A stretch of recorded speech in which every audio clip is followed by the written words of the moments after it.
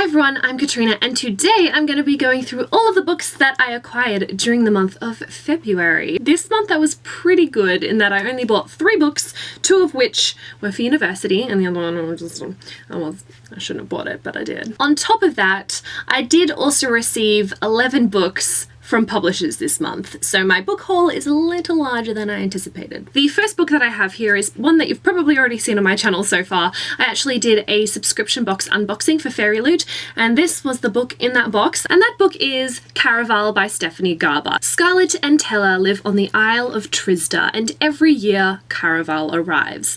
The only way that you can attend Caravelle is if you receive an invitation, so Scarlett and Tella have been admiring it from afar, when one year they receive their invitations, and almost as soon as they arrive, Tella goes missing.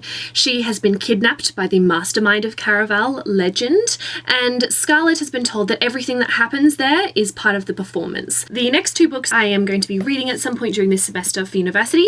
The first one is To the Lighthouse by Virginia Woolf. All that I really know about this one is that it follows the Ramsey family, as well as I think a few friends who are holidaying at the Isle of Skye near a lighthouse. That's really all that I know plot-wise, but I think that this explores the complexities of family life. A Portrait of the Artist as a Young Man by James Joyce follows the life of a man named Stephen Dedalus, and I think that through him we also get a bit of a self-portrait of James Joyce himself. Again, that's all that I really know about this book, but I am in love with the cover I picked up. It is so incredibly beautiful. Look at that, oh my gosh! The next 3 books that I have to show you were sent to me by Alan and Unwin unsolicited. Close Enough to Touch by Colleen Oakley follows Jubilee, who has a medical condition wherein she is pretty much allergic to other humans. So she's been confined to her house for the past 9 years or so with the financial support of her mother. In this book we follow her after the death of her mother, so that financial stability is stripped away and she's kind of forced to leave her home and go out into the world. This one sounds like quite an interesting one, so I'm really interested to see how this one does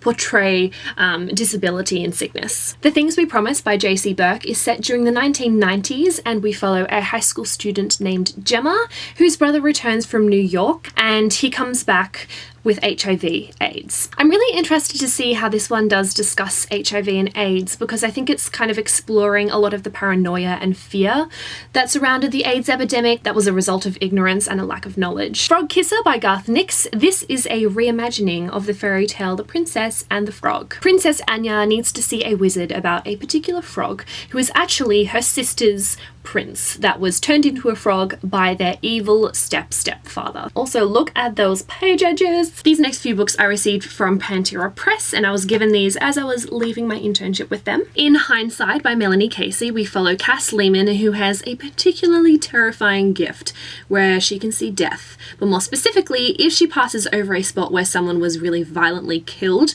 she relives their final moments. In this story, she passes over one of those very spots and kind of gets drawn into the investigation of that murder.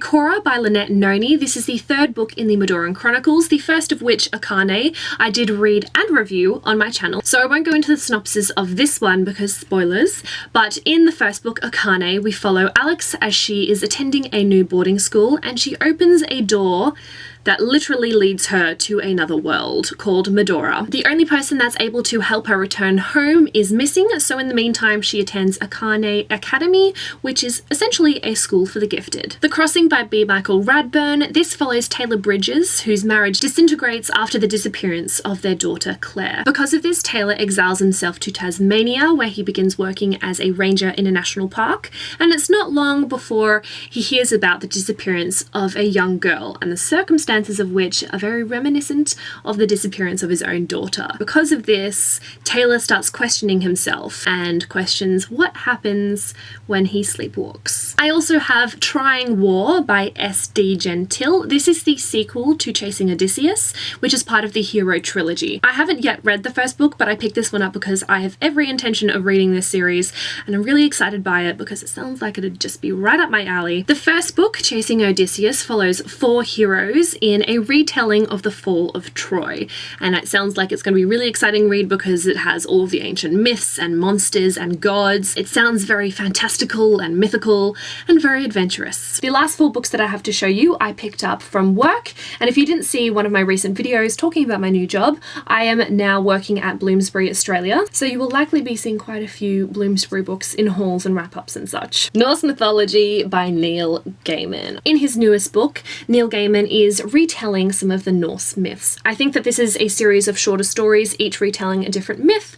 I'm very excited by this, and I've heard that it's really funny. It has some great humour, so I'll probably be picking this one up very soon. Insomniac City by Bill Hayes. This is a memoir of Bill Hayes, who is a writer and photographer, as he moves from San Francisco to New York after the death of his partner. When he's in New York, he finds love in both the city as well as in Oliver Sacks. This one looks like a really interesting one, so it has a lot of journal entries as well as some of Hayes' photography. Life in a Fishbowl by Len Vlahos. In this, we follow Jackie, whose father has been diagnosed with terminal cancer, and in order to kind of deal with the medical bills and to help support his family financially, he essentially sells his life and his family's life to a TV station for a reality TV show. We follow Jackie as she's, dealing with the fact that her father has cancer, her entire life is falling apart, as well as the fact that all of this is happening on television. Everyone is watching her life fall apart. The last book that I have to show you is based on a true story by Delphine de Vigan.